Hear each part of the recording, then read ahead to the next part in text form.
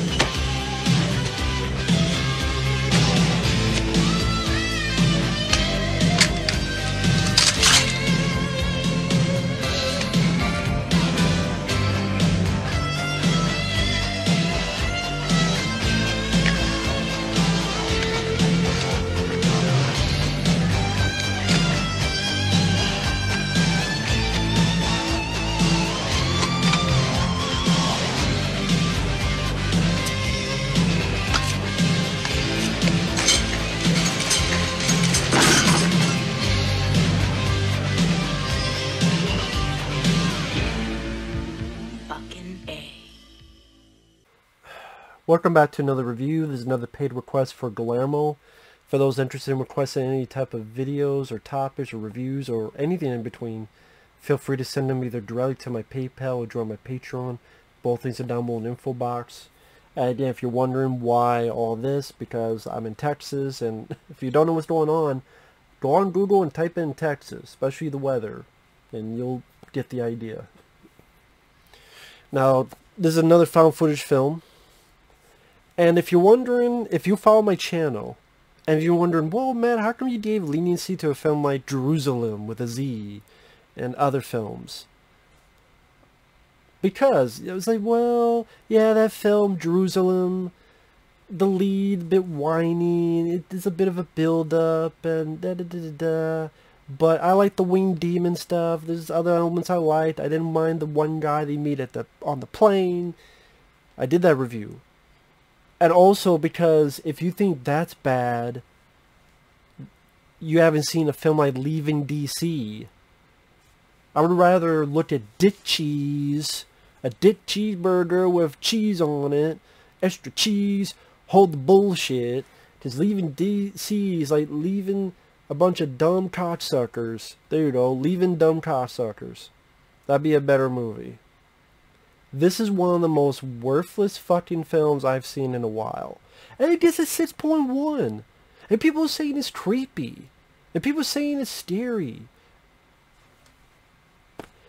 You know how they say anybody could have made this film? Leaving DC is one of those films that literally anybody could have made this film. This is one of the most boring fucking films. And this is a guy that I've seen a lot of found footage films and loves films like The Blair Witch Project. It exists. As above, so below. Butterfly Kisses. Strange Land. Population Zero. The list goes on. All this is a guy, kind of a nerdy guy with glasses. He goes off to the fucking woods, gets into this house. He starts hearing stuff. And then he'll record by a computer. I'm going to show you some audio. Then it cuts to the screen, the computer screen with the audio timeline. And he goes through like the entire fucking timeline. Then he heard this, he heard that. And then little things start to peek out. In one session, he hears a person go, why? In one session, he hears flute playing. Because that's creepy. Someone playing the fucking flute. If the flute was up my ass and someone was playing it, it still wouldn't be creepy. It would hurt and be painful and I'd be pissed, but I wouldn't be creeped out. I'd be just annoyed. Just like this fucking film. And the lead guy who made it, directed it, all of it, acting wise, just I mean, I get it. It's a micro-budget film. I get it. You're doing it by yourself. And hey, you got something done, that's cool. If there's a movie that could tell you that you can do it, Leaving DC is one of them. But it's him and his video diaries. And this guy, the more you watch, the more you're just a fucking annoying ass. I'm going to tell the entire film because I fucking feel like it. He's deep in the city because of traffic. Shows out his place, peace and solitude. He finds the skull of a cat on a tree. Reading the diary, hears a noise off screen, and this is a guy that is not natural. It really is acting. Like when he does stuff, it's not really a natural response. And that's why I'm like, his acting is like if you had a really solid actor, maybe. I don't think this guy's the case though. I'm sorry. And a lot of times just him talking over here, and then the screen, here's an audio.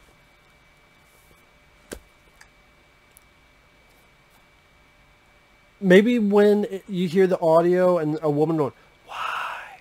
Okay, maybe you can make that work and be creepy, less is more attitude. But when it gets to a fucking flute playing, I'm like, a flute? I'm supposed to be scared of flutes. I'm not scared of flutes. What else happens? Apparently he's part of the support group. He invites this woman, Claire, who hears the creepy sounds as well, and she gets creeped out, of course. And throughout the film, we found out how much of a fucking creep this guy is. He's taping the girl, Claire, when she's sleeping. After she left, he's looking over, and he's like, not like you let me touch you anyway. Damn fucking creep.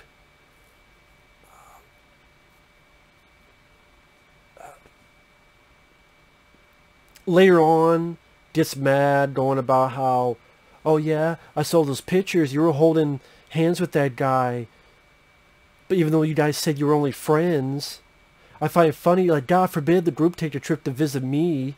You want to hike? You can hike here in all directions, but no one wants to see me. I mean, this is your guy that we're with. Thank God I spent, you know... Great, so you don't give a shit what happens to the person. I do think that helps in this matter. Some people say there's a hidden themes of what he's seen. Is he imagining stuff? I'm sorry, I don't think the movie's that deep of a film. I really do not. I really don't. This is a film where he's saying lines like, what kind of drunk plays a flute and plays it well? You know, at night. Acting, I'm sorry, is not the strongest suit here. And like nothing much happens. He hears a story about this old man and a schizo daughter. And old picture from the 70s. Oh, this camera's been pulled from a tree. Post stuff on a forum. He got laughed at. Put a security system in. At one point, a lady leaves him a message on the forum, says, oh, you found this pendant. Maybe it's left for you. Just leave her alone or welcome her. It's probably the spirit of that lady, the schizo daughter, who, you know, went off to the woods and died, I guess. And like nothing, and then this is the ending. After he does his video diary, getting pissed at this woman for being on social media holding someone's hands. He's acting drunk, but he's bad at it. It's like, I'm hearing that noise again, the flute. Be quiet. This is it. He gets his gun out, goes off. You hear him scream. I think then you hear the flute playing again.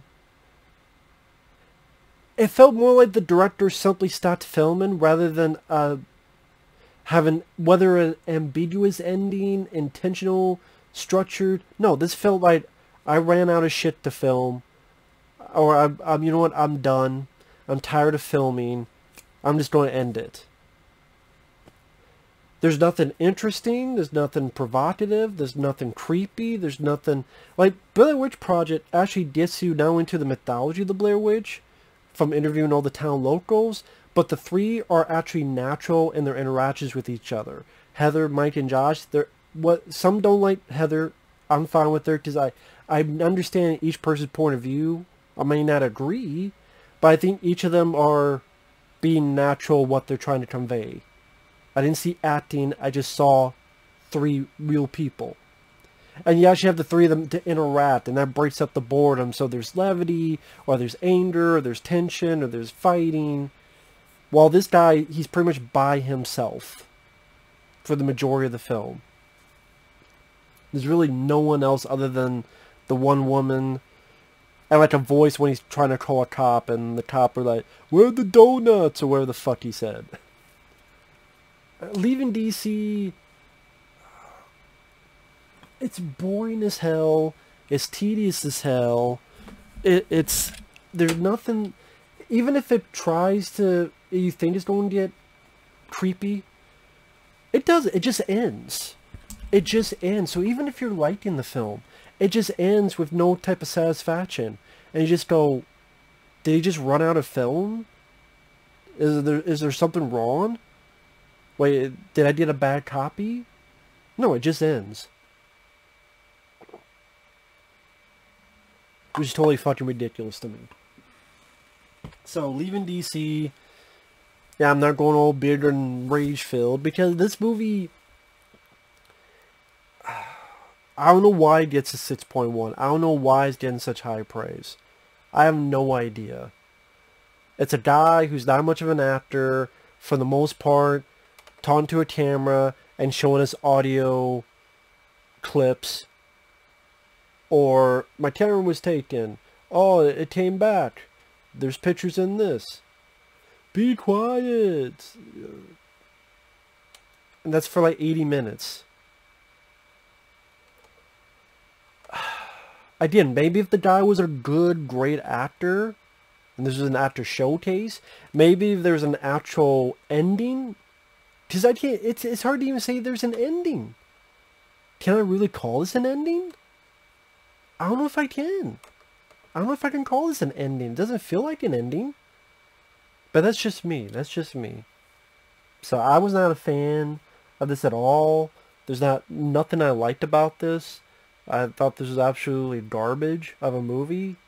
And maybe I'm alone in that. Oh well. It's not because of found footage.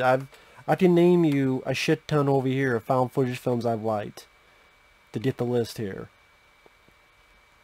Whether it be Blair Witch Project, The Tunnels, As Above So Below, Exist, Butterfly Kisses, Digging Up the Marrow, Behind the Mask, Into the Storm, Afflicted. Afflicted is a really good one. Lake Mungo is a really good one. The Take of Deborah Lodian, Operation Avalanche, The Possession of Michael Keane, Incident in Loch Ness, Population Zero. I mean, even a film like Evidence doesn't seem like much, and in the third act they went, bonkers. The Dirties, interesting, story, decent acting. Hell, I got more of the St. Francisville Experiment, and that's a fucking, what was that? God, I forgot what company released that. Wasn't that Trimark?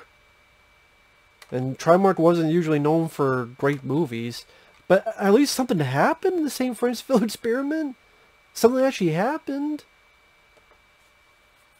Like that, I enjoyed a lot more than this. So, with that said, thanks for watching. Take care, and we will see you guys later. Bye-bye.